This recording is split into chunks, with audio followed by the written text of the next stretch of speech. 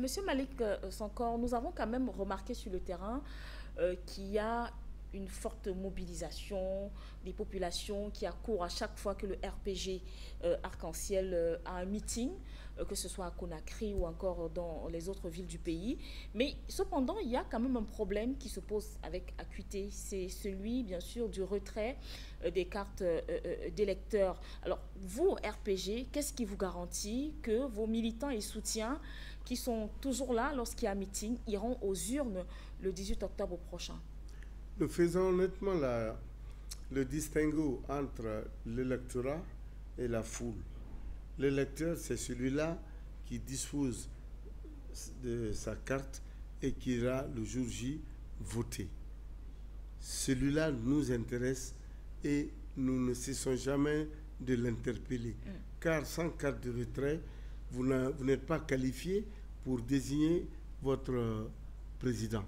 Alors nous demandons à chaque meeting, allez chercher vos cartes de retrait qui vous donnent la possibilité de sanctionner soit positivement ou négativement. Ça, c'est une première chose. La deuxième chose, c'est que quand vous confondez la foule à l'électorat, vous allez vous fier à cette apparence. C'est comme un mirage. Quand vous êtes sur la route, de loin, vous avez l'impression qu'il y a de l'eau devant, alors que ce n'est qu'un simple mirage. Or, nous savons les zones qui sont vraiment acquises.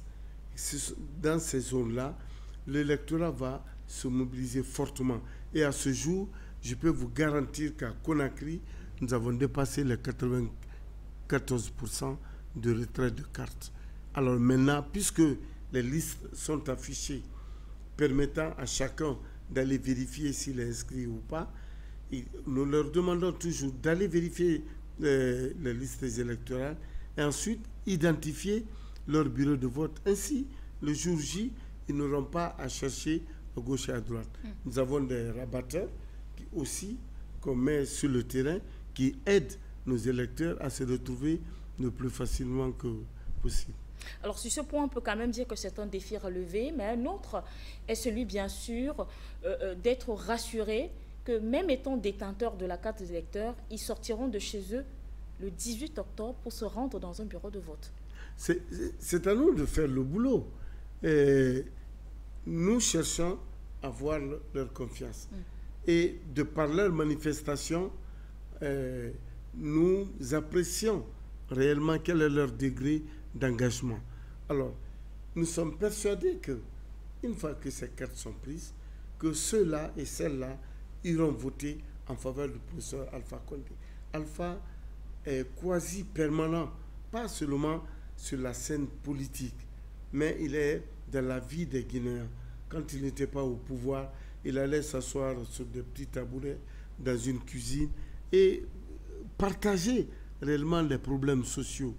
Donc, ceci, nous avons l'obligation de continuer à battre le pavé afin que nous ayons le maximum d'électeurs et d'électrices possibles.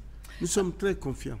D'accord. Nous serons sortis de cet entretien sans toutefois vous poser la question de savoir où est-ce que vous proviennent justement les fonds pour cette campagne, parce que sur le terrain, c'est visible que le RPG a plus de moyens financiers quand même que les autres formations politiques. Bon, vous me direz que c'est normal à partir du moment où c'est, comment on appelle ça, où c'est le parti au pouvoir dans tous les pays au monde. Vous ne pouvez pas demander à un président de la République, quand Macron sera en campagne, il ne va pas prendre le TGV tout le temps pour aller à Lyon, à Perpignan ou à Lille. Non, c'est des privilèges qui s'y à la fonction. Et là, c'est une chose. Maintenant, à dire que nous avons plus de moyens que les autres, il y a certains partis, je ne suis pas très certain. Nous donnons ce que nous avons par conviction, pas seulement pour des intérêts purement mercantiles, en disant voilà ce que nous allons récolter après. Le RPG Arc-en-Ciel, les gens se disent encore, mais comment ça se fait que hier on faisait des kilomètres pour assister au meeting, aujourd'hui encore vous nous demandez le même effort alors que vous êtes au pouvoir? Nous disons non, nous ne travaillons pas pour la clientèle. Nous travaillons pour des hommes et des femmes qui ont la conviction. Et chacun sait que Alpha Condé ne vit pas le grand luxe. C'est un homme comme tout le monde. Réellement, le Guinéen peut se confondre à lui. Alors, ce que nous avons comme argent, c'est des contributions volontaires. Là, avant de venir sur votre plateau, j'étais à un meeting organisé par un grand commerçant pour dire que le plus gros marché de la Guinée, qui est Madina, et qui vient certainement, je ne sais pas s'il n'a même pas dépassé Lagos, mais ce sont eux qui ont organisé le soutien au président de la République. Car depuis qu'il est là, leur commerce ne fait que prospérer. Donc, en retour, chacun donne le peu qu'il peut. Celui qui a 5 francs, il donne 5 francs. Celui qui ne peut que se donner physiquement, il va faire le rabattage. Donc, nous n'avons pas de gros moyens. Et sur le terrain, tout ce que vous voyez comme ça, ce sont des contributions volontaires. Alors, pour sortir, quel est l'avenir du RPG? Quel est l'avenir du RPG? L'avenir du RPG Arc-en-Ciel, c'est que si le RPG Arc-en-Ciel doit disparaître après son président, ça veut dire qu'on a échoué. Donc, pour construire l'avenir, vous avez, dans la conquête du pouvoir, vous avez 3 temps. 1, vous vous battez pour conquérir le pouvoir.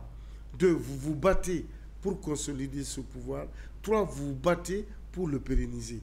Et je crois que la consolidation étant faite, la conquête a été faite, la consolidation a été faite.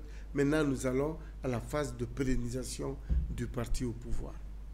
Et c'est sur ce que nous vous disons une fois de plus merci, Monsieur Malick Sankor, d'avoir accepté notre invitation. C'est moi qui vous remercie.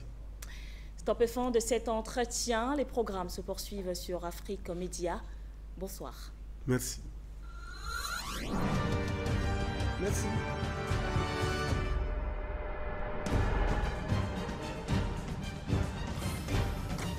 Afrique Média, le monde, c'est nous.